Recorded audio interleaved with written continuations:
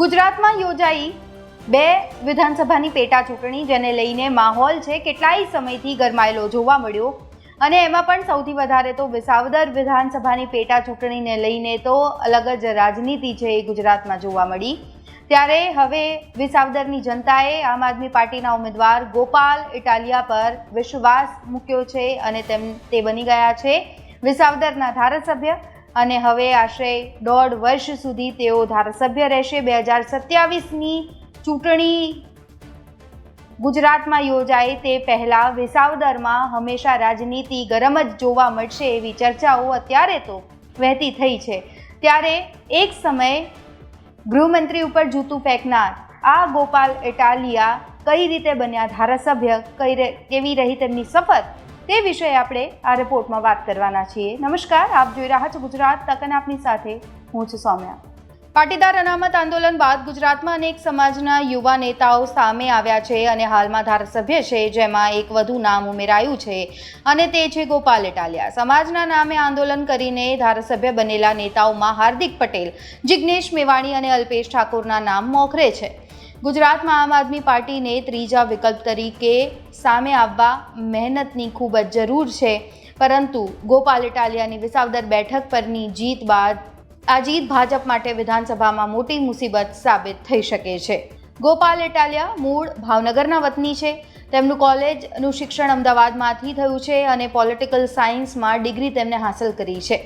તેઓ સુરતમાં રહે છે અને રાજનીતિમાં ખૂબ સક્રિય છે. સુરતમાં ઘણા યુવાનો તેમને એક એક્ટિવિસ્ટ તરીકે પણ ઓળખે છે. સુરતના વરાછા કતારગામ વિસ્તારમાં ગોપાલ ઇટાલિયાનો પ્રભાવ સ્પષ્ટ જોવા મળે છે.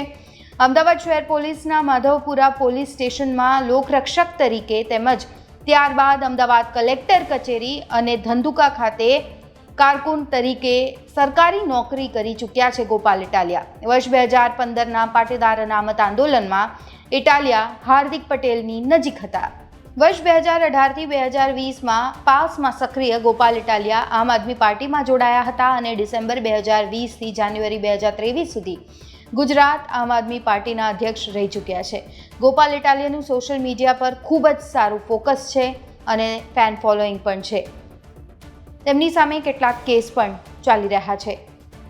ગોપાલ ઇટાલિયાએ વર્ષ 2017માં તત્કાલીન મંત્રી નીતિન પટેલને રાજ્યમાં પ્રોહિબિશનના કાયદાના નબળા અમલીકરણ માટે ફોન કર્યો હતો અને આ ફોન કોલની ઓડિયો ક્લિપ પણ વાયરલ થઈ હતી. જો કે આ કારણોસર ગોપાલ ઇટાલિયા સામે કાર્યવાહી પણ થઈ હતી અને આ વિવાદ બાદ ગોપાલ ઇટાલિયા એકાએક સોશિયલ મીડિયાથી લઈને જાહેર બાબતોમાં એક ચર્ચિત નામ બની ગયા. વર્ષ 2017માં ગુજરાત વિધાનસભાની બહાર તત્કાલીન ગૃહ રાજ્યમંત્રી પ્રદીપસિંહ જાડેજા પર જૂતું તેમને ફેંક્યું હતું. રાજ્યમાં ભ્રષ્ટાચારની સ્થિતિ મામલે વિરોધ દર્શાવવા ઇટાલિયાએ ભ્રષ્ટાચાર મુલતવી રાખોના નારા લગાવ્યા હતા અને આ ઘટના પછી તેઓ ફરી એક વખત હોટ ટોપિક બન્યા હતા અને તેમની સામે કેસ પણ થયો હતો. ભાજપની આખી ટીમ સામે છતાં ઇટાલિયાની જીત થઈ છે. ભારતીય જનતા પાર્ટી માટે કડી અને વિસાવદર પેટા ચૂંટણીમાં વિસાવદર બેઠક એક મોટો પડકાર હતી. આ કારણોસર જ બીજેપીની આખી ટીમ વિસાવદરની ચૂંટણીમાં લાગી પડી. જયેશ રાદડિયા જેવા નેતાઓએ દિવસ રાત ભાજપના ઉમેદવાર કિરીટ પટેલને વિજયી બનાવવા મહેનત કરી.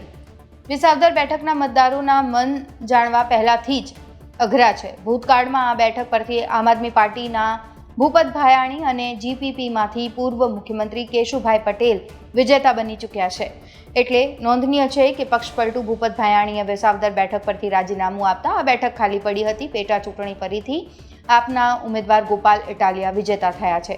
ત્યારે ગુજરાત વિધાનસભામાં ચિત્ર હવે બદલાઈ ગયું છે. ગુજરાત વિધાનસભાની હાલની સ્થિતિ પર નજર કરીએ તો ભાજપના 162 ધારાસભ્ય છે, કોંગ્રેસના 12, આમ આદમી પાર્ટીના 5, એસપીના 1, અપક્ષના 2 અને કુલ 182 વિધાનસભામાં જે આંકડા છે ધારાસભ્યોના એ પૂર્ણ થયા છે. આ રિપોર્ટમાં બસ આટલું જ. ગુજરાતના તમામ મહત્વના સમાચાર જોવા માટે અને જાણવા માટે આપ જોડાયેલા રહો ગુજરાત તક સાથે. નમસ્કાર.